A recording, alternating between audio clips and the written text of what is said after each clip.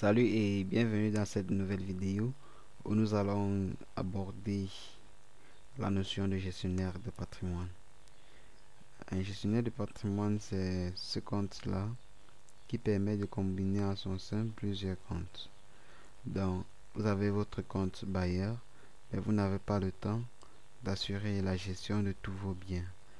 Vous confiez la gestion de votre compte à un gestionnaire. Un gestionnaire, ça peut être un huissier ou une autre personne. Donc pour cela, il faudrait aller sur le menu utilisateur. Dans utilisateur, vous allez là. Cette interface permet d'ajouter des gestionnaires à votre compte. Cette personne pourra gérer votre compte en fonction des autorisations que vous allez fournir.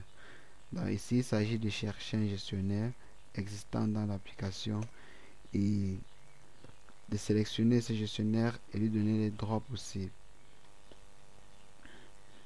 Nous allons créer euh, un compte gestionnaire et voir comment est-ce que ça se passe.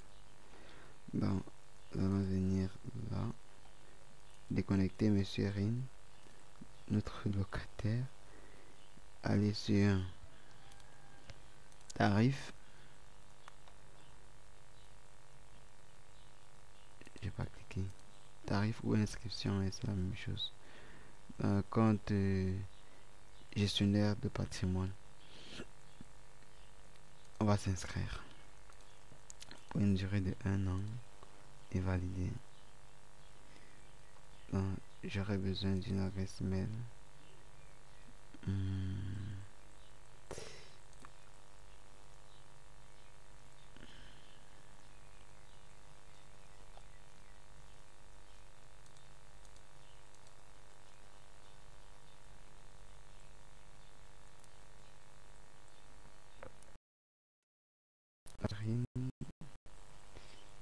Nous allons supprimer son adresse et prendre une nouvelle adresse.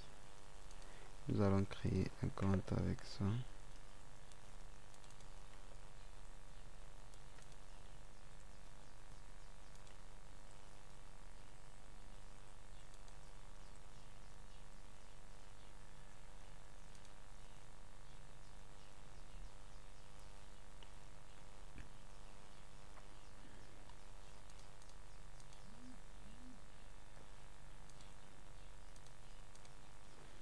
Nous allons mettre Libreville,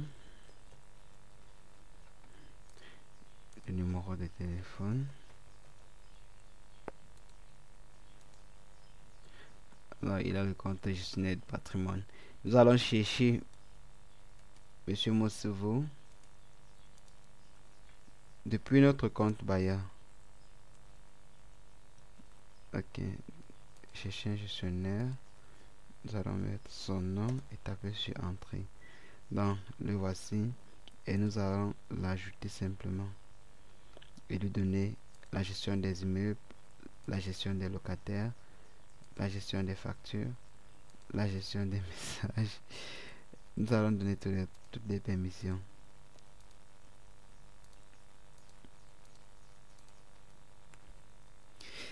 Voilà qu'il est bien. Et si nous retournons dans notre compte, dans le compte de Monsieur Mosevo, en cliquant sur gérer, nous avons déjà toutes les données du bailleur qui ont été récapitulées ici.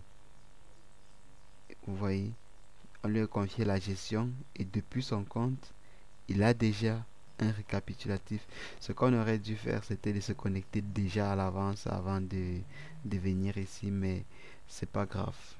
Donc, ici, c'est une synthèse et cette synthèse-là sera fonction du nombre de bailleurs qu'il aura à gérer en son sein.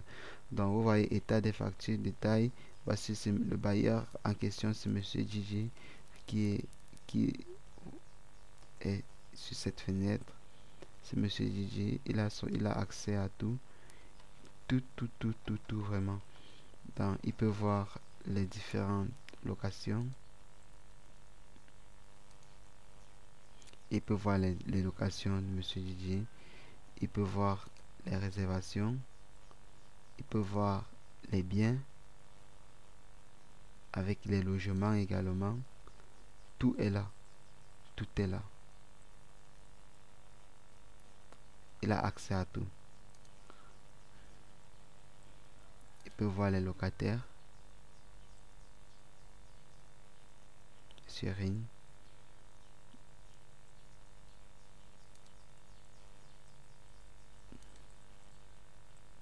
Immobilier. Les inventaires. Il a accès également aux inventaires. Non, on va pas recommencer. Là, ici, on a accès à la liste. On voit la liste de tous les comptes bailleurs qu'il gère. Donc, depuis cette interface bailleur, il peut décider de se connecter directement au compte. Donc là, il s'est connecté vraiment au compte du bailleur en question. Et il voit tout ce que le bailleur l'a envoyé avec toute son interface et tous ses menus. Il peut simplement rentrer là dans administration et revenir sur gérer. Donc, il faut bien faire la distinction.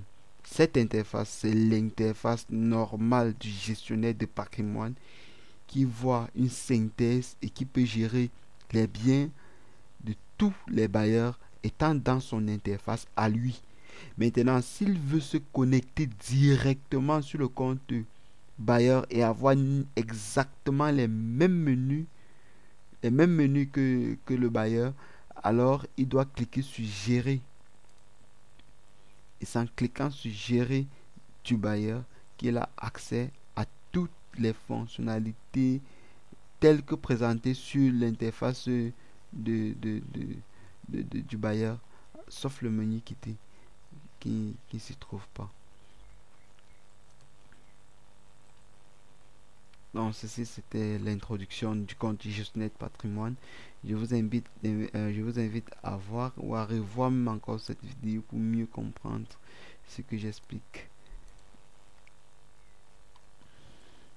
Donc ici là les comptes attribués, il a été attribué ce compte-ci et il peut directement le gérer. Bon là il est grisé. Pour le gérer, il doit passer par ici. Ok.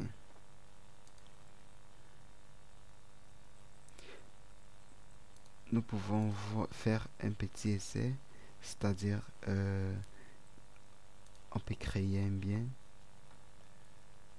ajouter un immeuble. Là, avant de créer quoi que ce soit dans l'application, il devra choisir le propriétaire en question.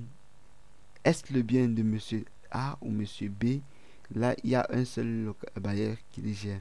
Donc, il choisit simplement monsieur Didier. Et il peut créer le bien de monsieur Didier. Nous allons créer par exemple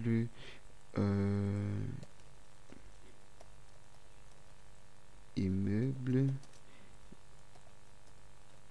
Jean Vespa.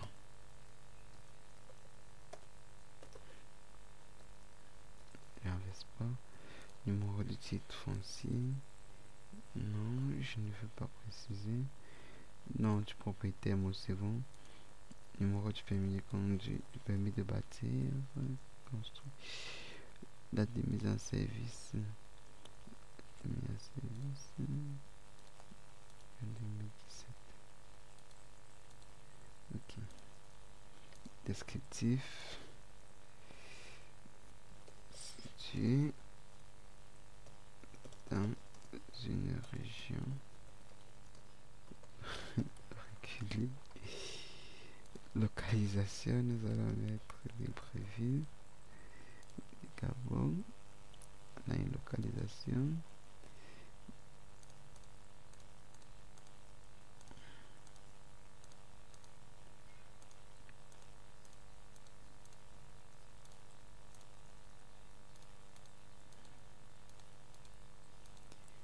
il faut cliquer pour donner. On va choisir une image. On va choisir encore un pas loin, ne pas réfléchir pour les images. Picture. On prend ces trois images et soumettre.